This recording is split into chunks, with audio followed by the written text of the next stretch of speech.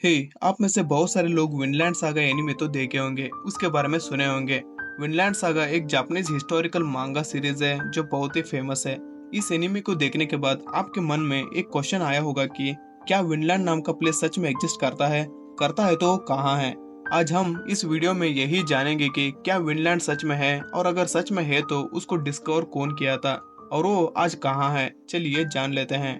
Vinland north America का एक reason था जिसे आज से 1000 साल पहले और कोलंबस अमेरिका को खोजने के 500 साल पहले नॉर्स एक्सप्लोरर लीफ एरिक्सन के द्वारा खोजा गया था। विनलैंड का मतलब होता है वाइन लैंड, जिसे लैंड ऑफ वाइन्स भी कहा जाता था। विनलैंड एक फर्टाइल एरिया था जहाँ पे बहुत अच्छी फसल भी उगाया जाता था। ग्रीनलैंड के एक्सप्लोरर एरिक द रेड के अनुसार विनलैंड नेचुरल रिसोर्सेस से समृद्ध था, जहाँ पे वाइल्ड ग्रेप्स, गेहूं, लकड़ियां और गाय के लिए हरी भरी चारा भी मिलता था।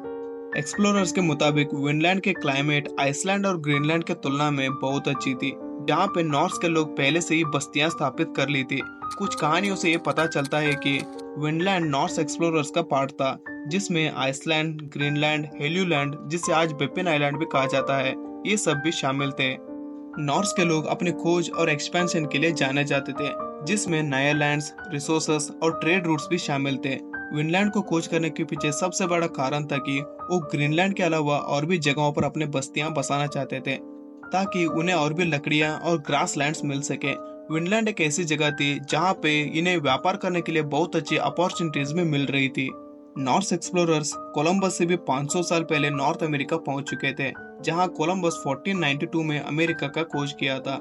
इससे ये पता चलता है कि नए दुनिया में पहुंचने वाला सबसे पहला यूरोपियन कोलंबस नहीं था, बल्कि नॉर्स एक्सप्लोरर्स थे। विनलैंड नॉर्स एक्सप्लोरर्स और वाइकिंग्स के इतिहास का एक सबसे महत्वपूर्ण हिस्सा है, जो वाइकिंग्स की समुद्री यात्रा की क्षमताओं को और नॉर्स के लोगों के सबसे कठिन वातावरणों से ग्रीनलैंड के ठंडे समुद्री तटों में बसने की क्षमताओं को दर्शाती है। विनलैंड का खोज आज से लगभग 1000 साल पहले एक ग्रीनलैंडर एरिक द रेड का बेटा लीफ एरिक्सन के द्वारा किया गया था। ये लोग नए लैंड्स के खोज में ग्रीनलैंड से रवाना होके पश्चिम में एक नए जगह पर पहुंचते हैं। उसी का नाम था विनलैंड। कहानियों के मुताबिक नए जगहों को खोज करने के दौरान लीफ एरिक्सन को 3 नए लैंड्स भी मिले थे।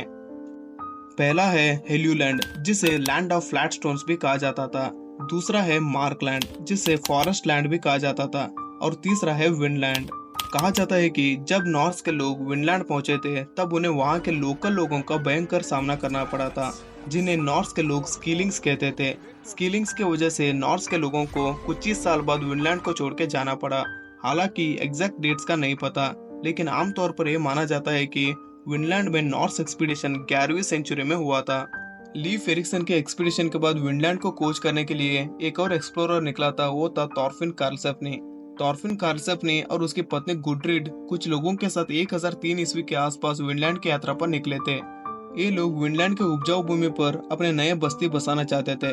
कहा जाता है कि विनलैंड पहुंचने के बाद थॉरफिन और उसके लोग विनलैंड में स्ट्रॉमफोर्ड नाम का एक नया बस्ती बसाई थी, जो आज कनाडा के न्यू फाउंडलैंड के आसपास मौजूद है। विनलैंड में मिलने वाले लकड़ियां, गेहूं और शिकार की वजह से ये बस्तियां वहां पर फल फूलने लगी थी। लेकिन इसके कुछ ही साल बाद थॉरफिन और उसके लोगों को भी वहां के लोकल शिकारियों का सामना करना पड़ा, जिन्हें स्कीलिंग्स कहा जाता था। आरंभिक सफलता मिलने के बावजूद भी थॉरफिन और उसके लोगों को विनलैंड में बहुत सारी चुनौतियों का सामना करना पड़ा। लगभग 3 साल विनलैंड में रहने के बाद थॉरफिन वापस आइसलैंड लौटने का फैसला किया। वापस लौटते वक्त ये लोग वहां से बहुत सारे लकड़ियां और संसाधनों को भी आइसलैंड लाए थे, लेकिन थॉरफिन और उसकी पत्नी गुडरिड की उनके लोगों का विनलैंड में एक परमानेंट नॉर्स कॉलोनी बसाने का सपना सपना ही रह गया। थॉरफिन का विनलैंड की यात्रा की कहानियों को आज भी नॉर्स सागास में संरक्षित किया गया है, जो वाइकिंग एक्सप्लोरेशन की हिस्ट्री में सबसे बड़ा योगदान देता है। विनलैंड का खोज क्यूरियोसिटी, व्यापार और नए संसाधनों की आवश्यकता के लिए किया गया था। नॉर्स के लोग हाईली स्किल्ड नाविक थे, जो अपने लंबे जहाजों के लिए जाने जाते थे, जो खुले समुद्र और बड़े बड़े नदियों को भी पार कर सकते थे। विनलैंड से पहले नॉर्थ अटलांटिक की उनकी खोज 9वीं सेंचुरी में आइसलैंड से शुरू हुआ था। लीफ एरिक्सन का विनलैंड की यात्रा सबसे प्रसिद्ध है। कहानियों के अनुसार लीफ एरिक्सन पश्चिमी जमीनों के बारे में, मतलब विनलैंड के बारे में बियोनी हर्जॉफ्सन नाम के एक आइसलैंडिक व्यापारी से सुना था। बियोनी हर्जॉफ्सन उस जमीन को देखा था, लेकिन उसकी खोज नहीं की थी। इससे प्रेरित होकर लीफ ने एक जहाज तैयार किया और ग्रीनलैंड से पश्चिम की ओर रवाना हुआ, और अंत में वो नॉर्थ अमेरिका के तटों में पहुंचा। लीफ एरिक्सन की ये एक्सपीडिशन शुरू हुआ था हेल्यूलैंड में, जिसे आज बेपिन आइलैंड कहा जाता है। इसके बाद मार्कलैंड में, जिसे आज लैब्राडोर कहा जाता है, और अंत में वो पहुंचे थे विनलैंड में, जहां उन्हें वाइल्ड ग्रेप्स और लकड़ियां मिली थी।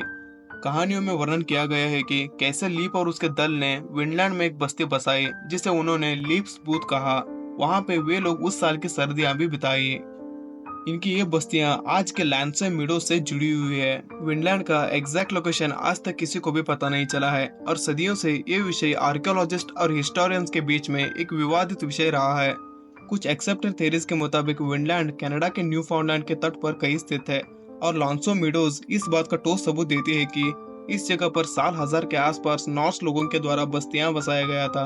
हालांकि कुछ रिसर्चर्स के मुताबिक विनलैंड के क्लाइमेट और रिसोर्सेज को देखा जाए तो वो न्यू इंग्लैंड और सेंट लॉरेंस के आसपास कहीं स्थित हो सकता है। बहुत सारे डिबेट्स के बावजूद लांसो मीडोजी इस बात का ठोस सबूत देता है कि वाइकिंग्स नॉर्थ अमेरिका पहुंचे थे और अपनी बस्तियां भी बसाई थी।